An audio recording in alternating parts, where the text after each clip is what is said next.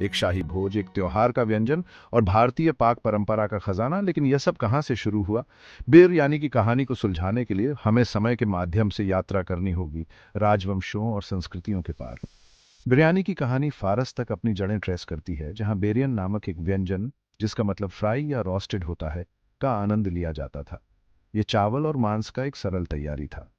ये व्यंजन मध्यकालीन काल के दौरान भारत आया, यात्रियों, व्यापारियों और मुगल आक्रमणकारियों द्वारा लाया गया, जो इसे हमेशा के लिए बदल देंगे। 16वीं सदी में मुगल शासन के दौरान बिरयानी आज के समय के शानदार व्यंजन में विकसित हुई। शाही रसोइयों ने इसके स्वाद को परिष्कृत किया, केसर, नट्स और सुगंधित मसाले मिलाए। ये शाही वैभव का प्रतीक बन गया, सम्राट अकबर और शाहजहां की टेबल पर शोभा पाते हुए।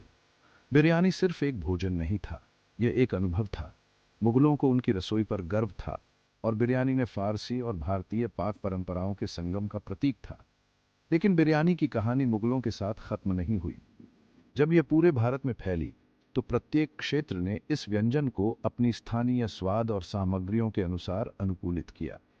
दक्कन में निजामों ने दुनिया को हैदराबादी बिरयानी से परिचित कराया, जो अपने सुगंधित बासमती चावल, कोमल मांस और अद्वितीय कच्ची कच्ची पकाने की विधि के लिए जानी जाती है।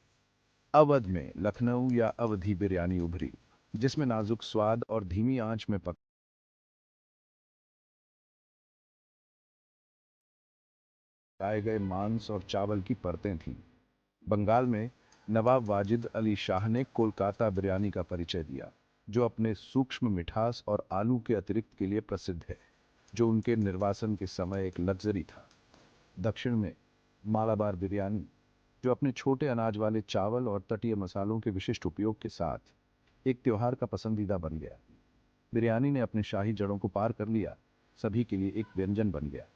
भव्य विवाह समारोहों से लेकर साधारण सड़क के किनारे की दुकानें तक, ये लोगों को एक साथ लाता है, प्रत्येक बाइट में विविधता का जश्न मनाता है। प्रत्येक परिवार, प्रत्येक शेफ और प्रत्येक क्षेत्र का अपना बिरयानी नुस्खा होता है।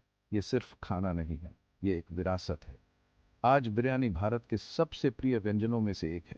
वैश्विक स्वादों के अनुसार अनुकूलित होते हुए अपने सार को संरक्षित करता है। चाहे वह चिकन बिरयानी हो, वेजिटेरियन बिरयानी या यहाँ तक कि सी फूड बिरयानी, यह व्यंजन लगातार विकसित हो रहा है, ठीक उसी तरह जैसे देश का प्रतिनिधित्व करता है।